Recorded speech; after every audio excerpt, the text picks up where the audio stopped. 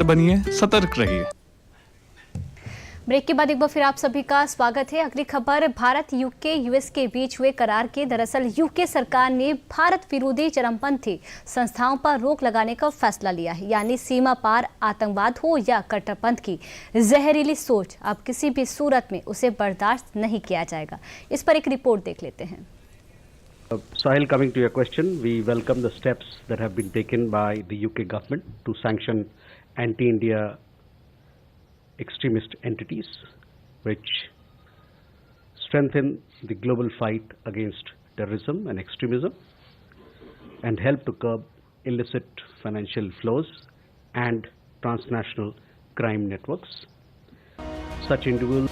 विदेश मंत्रालय के प्रवक्ता रणधीर जायसवाल का ये बयान लंदन की सड़कों से लेकर नई दिल्ली के गलियारों तक एक सख्त और साफ संदेश दे रहा है कि अब आतंक और चरमपंथ के लिए दुनिया में कोई जगह नहीं। भारत और ब्रिटेन, दो लोकतांत्रिक ताकतें, दो मजबूत राष्ट्र, लेकिन एक साझा मोर्चे पर खड़े हैं। दोनों देश उस सोच के खिलाफ खड़े हैं जो नफरत से जन्म लेती है, उस नेटवर्क के खिलाफ खड़े हैं जो देश में अशांति फैलाते हैं, और उस आतंक के खिलाफ खड़े हैं जो पूरी इंसानियत के लिए सबसे बड़ा खतरा बन चुका है। दरअसल यूके सरकार ने भारत विरोधी चरमपंथी संस्थाओं पर रोक लगाने का फैसला लिया है। यानी सीमा पार आतंकवाद हो या कट्टरपंथ की जहरीली सोच, अब किसी भी सूरत में उसे बर्दाश्त नहीं किया जाएगा। Keshav, on CT Dialogue, yes, we had the 21st meeting of India-US Counter-Terrorism Working Group meeting. This was held on 3rd of December. We've also given a comprehensive readout of all that was discussed as part of this CT Dialogue, which is very important. And it has been happening for several years now. Both sides attach high importance to counter-terrorism cooperation. It is an important element of our comprehensive global strategic partnership that we share with the United States. विदेश मंत्रालय के प्रवक्ता रणधीर जायसवाल का ये बयान सिर्फ एक प्रतिक्रिया नहीं है, बल्कि ये वैश्विक सुरक्षा के लिए एक स्पष्ट और निर्णायक घोषणा भी है। हालांकि सिर्फ यूके ही नहीं, दुनिया के नक्शे पर एक बार फिर दो सबसे बड़े लोकतंत्रों की दोस्ती ने भी आतंकवाद के खिलाफ जंग का बिगुल फूंक दिया है। दिल्ली से वॉशिंगटन तक एक ही आवाज गूंज रही है, आतंकवाद किसी देश की नहीं बल्कि पूरी मानवता की दुश्मन है। रणधीर जायसवाल का ये बयान इस बात का भी संकेत देता है कि भारत अब सिर्फ अपने भीतर नहीं बल्कि पूरी दुनिया के साथ मिलकर आतंक के हर सुरक्षित ठिकाने को उजाड़ने के मिशन पर है। The two sides strongly condemned the terrorist attack in Pahalgam, as also the recent terror attack that happened in Delhi. The two sides renewed their commitment to strengthening multilateral cooperation in the fields of terrorism, including at the UN, including within the format of Quad, as also in the format of Financial Action Task Force and several other multilateral forums where we continue to discuss these aspects. एक तरफ भारत दुनिया के साथ मिलकर आतंक के खिलाफ mission पर है, तो दूसरी तरफ देश के विकास के लिए हर वो जरूरी कदम भी उठा रहा है जो भारत को विकसित राष्ट्र बनाने में मददगार साबित होगा। The new Deputy US Trade Representative, Ambassador Rick Schweitzer, he will be visiting India on 10th and 11th of December. This visit is a familiarization visit, as also to meet with senior officials in the Government of India. As you are aware, both governments remain engaged with a view to concluding a fair, balanced and mutually beneficial multi-sectoral bilateral trade agreement. अब सीमा पार आतंकवाद हो, आतंकी funding हो, कट्टरपंथी network और transnational crime syndicate हो, अब इन सब पर एक साथ एक सुर में और एक रणनीति के तहत कार्रवाई होगी। भारत लंबे समय से जिस चिंता को दुनिया के सामने रखता रहा है, आज वो ग्लोबल चिंता के मुद्दों में तब्दील हो गया है।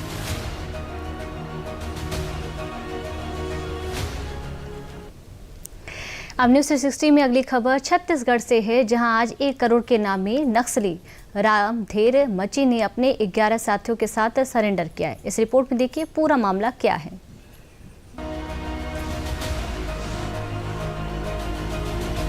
ये तस्वीरें नक्सल विरोधी अभियान को मिली सबसे बड़ी कामयाबी की हैं। ये तस्वीरें नक्सलवाद के खिलाफ चल रही निर्णायक लड़ाई में रचे गए इतिहास की हैं। ये तस्वीरें ये बताने के लिए काफी हैं कि नक्सलवाद के खात्मे की लड़ाई में ताबूत में एक और कील ठोकी जा चुकी है। दरअसल सोमवार को छत्तीसगढ़ के जंगलों में बंदूक के साए में चलने वाला खौफ कानून के आगे बेबस नजर आया। सुरक्षा बलों की लगातार दबिश ने वो कर दिखाया जो सालों से नामुमकिन था।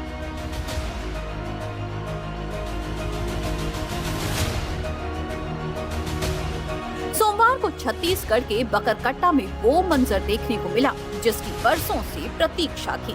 1 करोड़ का इनामी कुख्यात नक्सली कमांडर रामधेर मज्जी ने अपने 11 साथियों के साथ पुलिस के सामने आत्मसमर्पण कर दिया है। यानी कि अब इस नक्सली कमांडर ने बंदूक छोड़कर भरोसे के रास्ते को चुन लिया है। छत्तीसगढ़ के नक्सल प्रभावित इलाकों में चलाए गए एंटी नक्सल ऑपरेशन को बड़ी सफलता मिली।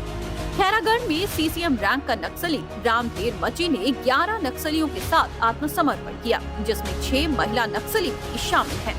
रामधेर मज्जी कुख्यात नक्सली नेता हिंडमा के समकक्ष माना जाता था और उस पर 1 करोड़ रुपए का इनाम भी घोषित था। इस बड़े आत्मसमर्पण के बाद महाराष्ट्र, मध्य प्रदेश, छत्तीसगढ़ को नक्सल मुक्त घोषित कर दिया गया है, जो इस क्षेत्र में नक्सल विरोधी अभियानों की एक निर्णायक जीत है। नक्सलियों के इतनी संख्या में आत्मसमर्पण कर छत्तीसगढ़ के सीएम विष्णुदेव साय ने इसे ऐतिहासिक दिन बताया और ये भी आश्वासन दिया कि जल्द ही नक्सलवाद पूरी तरह से समाप्त हो जाएगा। हमारे जवान बहुत बहादुरी के साथ लड़ाई लड़ रहे हैं नक्सलवाद के खिलाफ में। लगातार सफलताएं मिल रही हैं और हम समझते हैं कि एक तरह से नक्सलवाद समाप्ति की ओर है। नक्सलवाद की कमर टूट गई है, अंतिम सांसें ले रहा है। लाल आतंक के खिलाफ जारी जंग में नक्सली कमांडर रामधेर मज्जी के आत्मसमर्पण ने नक्सलियों की नींव को हिलाकर रख दिया है। ये नक्सल विरोधी अभियान को मिली अब तक की सबसे खतरनाक और ऐतिहासिक सफलता मानी जा रही है। आत्मसमर्पण करने वाले 12 माओवादियों कैडरों में रामधेर मज्जी, जो सीसीएम रैंक का कमांडर था, इसके अलावा 3 डिविजनल वाइस कमांडर यानी डीवीसीएम और कई रैंक के प्रमुख सदस्य शामिल हैं। अब जरा आत्मसमर्पण करने वाले नक्सलियों और वो किस रैंक पर थे उसके बारे में भी तफसील से समझते हैं। रामधेर मज्जी सेंट्रल कमेटी मेंबर यानी सीसीएम और एमएमसी जोन का कमांडर था। इस पर 1 करोड़ रुपए का इनाम घोषित था। इसने AK-47 राइफल के साथ सरेंडर किया है। चंदू उसेंडी, ललिता, जानकी और प्रेम डिविजनल वाइस कमांडर रैंक के थे। इनमें से 2 के पास AK-47 और 1 के पास इंसास राइफल थे। राम सिंह दादा और सुकेश पोट्टम, जो एसीएम रैंक के कमांडर थे, इन दोनों के पास से 303 राइफल और AK-47 थे। पीएम रैंक यानी पार्टी मेंबर की 5 महिला नक्सली लक्ष्मी, शीला, सागर, कविता और योगिता ने सरेंडर किया। इन सभी के पास से AK-47, INSAS rifle, SLR, 303 rifle और कई घातक हथियार मिले हैं। इससे एक दिन पहले यानी रविवार को मध्य प्रदेश के बालाघाट जिले में 10 नक्सलियों ने मुख्यमंत्री डॉक्टर मोहन यादव के सामने अपने हथियार सौंपकर आत्मसमर्पण किया था। इसमें 62 लाख रुपए का इनामी हार्डकोर नक्सली सुरेंद्र उर्फ कबीर भी शामिल था। सभी 10 नक्सलियों पर मध्य प्रदेश, छत्तीसगढ़ और महाराष्ट्र में कुल 2 करोड़ 36 लाख रुपए का इनाम घोषित था। छत्तीसगढ़, झारखंड और उड़ीसा जैसे राज्यों में नक्सल अभियान के दौरान सुरक्षा बलों की तरफ से जब भी कोई बड़ी कार्रवाई होती है तो अक्सर खबरों में कुछ रैंक सामने आते हैं, डीवीसीएम, एसीएम और पीएम रैंक। ये शब्द अक्सर लोगों को समझ नहीं आते कि आखिर नक्सली संगठन में ये रैंक किस पद को दर्शाते हैं। अब एक नजर इन रैंकों को भी समझ लेते हैं। ये नक्सली संगठन में एक उच्च रैंक माना जाता है। डीवीसीएम किसी बड़े क्षेत्र या डिवीजन का कमांडर जैसा होता है, जो हथियारों की सप्लाई, बड़े हमलों की प्लानिंग और टीमों को निर्देश देता है। ये रैंक डीवीसीएम से एक स्तर नीचे का होता है। एसीएम किसी छोटे इलाके या क्षेत्र की कमान संभालता है, जो गांव, जंगल के एरिया में नक्सली गतिविधियों की योजना, नए लोगों की भर्ती, आईईडी लगवाना जैसे काम संभालते हैं।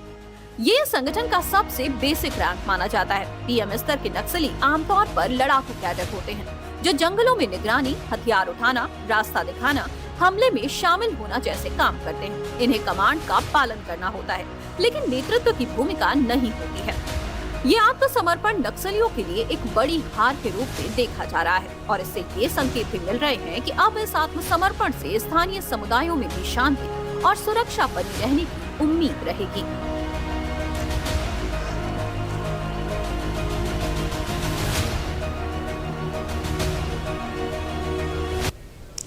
चलिए, यहाँ वक्त तो चला एक छोटे से ब्रेक का।